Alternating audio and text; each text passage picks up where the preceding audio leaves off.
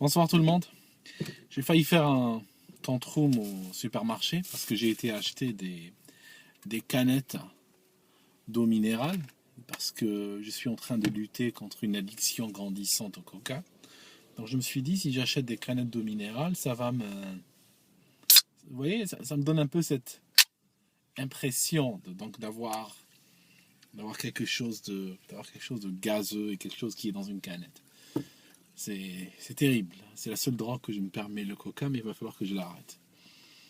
Le tantrum, c'était parce que, à cette époque, je ne comprends pas pourquoi les caissiers et les caissières se sont obligés de me transmettre leur salive avec les trucs que j'achète. C'est-à-dire qu'ils séparent les sacs, donc ils veulent te donner un sac, c'est très sympa, moi j'ai pas de problème avec ça. Ils prennent le sac, deux doigts dans la bouche, ils commencent à le séparer. Alors, je connais au moins une douzaine de maladies qui se transmettent par la salive. Vous pouvez googler, il y en a plein. Maintenant, je ne suis pas obsédé de la maladie, j'ai un bon système immunitaire, c'est pas le problème. Le problème, c'est que c'est dégueulasse. Je trouve ça extrêmement dégueulasse. Enfin, je ne suis pas venu vous parler de ça. C'était juste un. J'ai essayé juste de dérouter mon attention sur d'autres problématiques, peut-être plus terre à terre. Mais j'ai remarqué que cette histoire d'armes chimiques en Syrie nous entraîne sur un faux débat. C'est-à-dire que le système est très bon. Le système est très bon à faire ça. Sur plein de sujets, il nous entraîne sur des débats qui n'ont pas vraiment d'importance. Je ne dis pas qu'ils n'ont pas lieu d'être, mais qui, dans le cadre de la partie qui est en train de se jouer, ces débats-là ne sont pas importants. Je vous explique. Le débat aujourd'hui, c'est est-ce que c'est le régime d'Al-Assad qui a utilisé les armes chimiques, ou est-ce que c'est les terroristes mercenaires qui viennent partout dans le monde? Bon, moi j'ai mon idée, moi je suis sûr et certain à 100% qu'il s'agit des terroristes. Maintenant, on peut continuer dans ce débat-là pendant des jours, et il est important ce débat pour la vérité historique. Mais en vérité, disons les choses qui fâchent, allons-y, on va dire les choses qui fâchent. Hein, je ne suis pas dans cette vidéo-là pour vous dire des lieux communs comme sur TF1.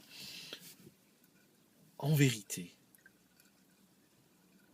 le pouvoir français, parce qu'en fait il faut savoir que dans les médias arabes, il se dit que c'est le pouvoir français qui s'excite le plus pour obtenir du support pour le terroriste. Le pouvoir français, les Français sont en pleine ébullition à l'ONU et à d'autres endroits pour essayer d'obtenir de l'aide pour les terroristes. Je vais vous dire moi le fond de ma pensée. Que du bougnoul gaz du bougnoul, que du bougnoul égorge du bougnoul, ou que du bougnoul brûle du bougnoul vivant.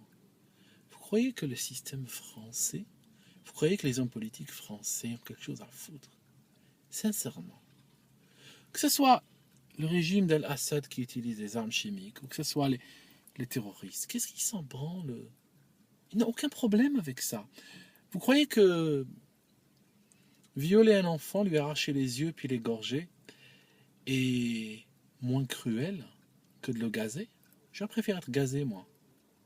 Le gaz arrive pratiquement comme une mort douce, quand vous le comparez aux monstruosités qui sont en train d'être commises par les psychopathes, qui sont en train d'affluer de partout dans le monde pour massacrer des populations civiles. Et ils sont soutenus ouvertement, et sans honte et sans gêne, par le pouvoir en France. Le pouvoir en France s'en branle comment c'est 1000 ou 3000 ou 1700, s'en fiche des chiffres. Ils s'en branlent comment ces bougnoules sont morts. La question principale, c'est qu'ils profitent de cette occasion pour faire avancer leur agenda. Et leur agenda est clairement défini et il n'a pas varié. Il y a 2 ans, ils tenaient un discours et aujourd'hui, ils tiennent le même discours. C'est rare qu'ils ne changent pas. Ces gens qui tournent sans honneur, sans dignité, qui changent de discours selon le vent. Sur cette histoire de Syrie, ils ont été extrêmement consistants. Depuis le jour 0, ils ont soutenu les terroristes Ils continuent à le faire maintenant. Ils s'en fichent que ces terroristes utilisent du gaz. Ils savent bien, vous savez, un type comme Obama ou des gens au gouvernement français et tout, ils ont des renseignements du terrain, ils ont accès à des niveaux de renseignements qu'on n'a pas nous. Ils lisent pas, ils regardent pas TF1 pour s'informer, je veux dire. Ils regardent TF1 pour voir ce que fait la propagande aujourd'hui. Mais la vraie information, eux, ils l'ont dans leurs documents. Il y a des administrations énormes financées par le contribuable pour obtenir ces informations-là pour les politiques. Donc, ils savent, ils n'ont aucun doute qui a foutu les. Mais en fait, de toute façon, pour eux, c'est du bougnoul qui est mort. Je veux dire, on s'en fout. Ça vaut rien. Ça vaut rien du tout. Au moins, ne pas laisser cette attaque chimique, une bonne attaque chimique, avec tout le poids émotionnel qu'elle représente, parce qu'en fait, il faut savoir que l'attaque chimique, c'est sympa, parce qu'on peut la montrer à la télé. Hein, mais l'enfant violé, les yeux arrachés, on ne peut pas le montrer à la télé. Ça, c'est vrai que là, d'accord, ce serait plus émotionnel encore, mais on ne l'utilise pas pour le moment. Alors, ce qu'ils font, ils en profitent pour faire avancer leur agenda. Maintenant, il y a un truc que je ne comprends pas encore, donc je me remets à votre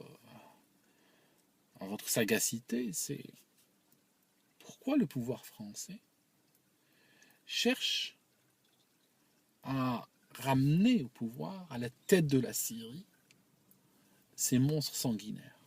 Admettons qu'ils réussissent à le faire. Admettons que la Russie lâche tout l'Est. Admettons que l'Assad se retrouve sans soutien ni rien. Son armée tiendra 2 ou 3 semaines ou 4 semaines, ou peu importe. Son armée tombe. Il est tué, puis on montre son corps et on arrache ses organes à la télévision et tout ça. Ça, c'est quelque chose de tout à fait faisable. Et puis, le drapeau noir d'Al-Qaïda monte sur la Syrie. Admettons. Ça s'est vu ailleurs, ça s'est vu en Libye, ce scénario. On invitera Bernard-Henri Lévy et d'autres faire la fête, bien sûr. C'est clair, on n'oublie jamais les copains quand il s'agit de festoyer. Une victoire, une bonne victoire. Mais c'est quoi le but? C'est quoi le résultat net?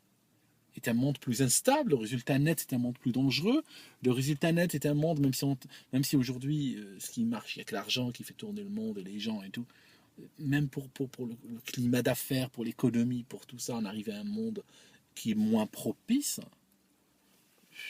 je ne sais pas. Il y a des gens qui disent la sécurité d'Israël, Assad menace la sécurité d'Israël. Attention, j'aurais été israélien. J'aurais préféré un type comme Assad à côté. Il y a probablement des Israéliens qui écoutent ici. J'aimerais bien qu'ils me disent leur position sur ce point-là.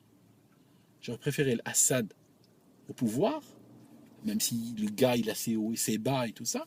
Mais ça fait quand même la famille Assad et tout pouvoir depuis 71 là-bas. Hein.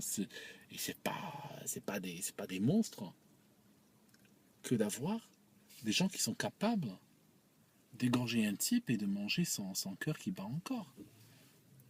Comprenez, je veux dire, ça n'a pas de sens de dire on cherche à assurer la sécurité d'Israël.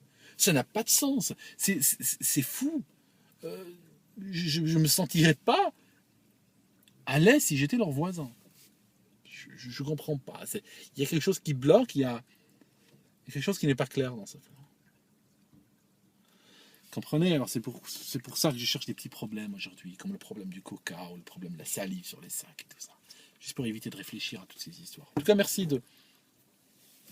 d'être là, en tout cas. Je vous remercie d'être là, je vous remercie de vos commentaires. Je lis tous vos messages, j'ai du mal à répondre des fois à tout le monde. J'aime beaucoup ce que vous m'apportez. Et même des gens qui viennent m'insulter, vous savez, à une époque, je répondais du tac au tac, des fois ça m'arrivait d'aller en escalade avec des gens qui venaient insulter ou autre. Aujourd'hui, j'arrive peut-être à... Ils m'ont aidé à grandir, ces gens. Parce qu'aujourd'hui, quand quelqu'un m'insulte,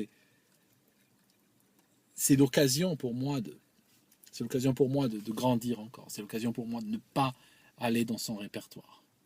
Je ne dis pas que j'arrive à le faire tout le temps. Hein. Vous savez, l'humain, il est ce qu'il est. Mais je remercie aussi les gens qui viennent m'insulter parce que je comprends presque ce que disent les chrétiens aujourd'hui, cette histoire de tendre l'autre joue. En fait, c'est pas tendre l'autre joue, c'est une caricature, mais quand quelqu'un t'insulte, c'est une occasion de grandir. Il t'offre cette occasion. Lui, c'est juste qu'un instrument. Allez, je vous laisse les gars, et puis je vais rentrer chez moi.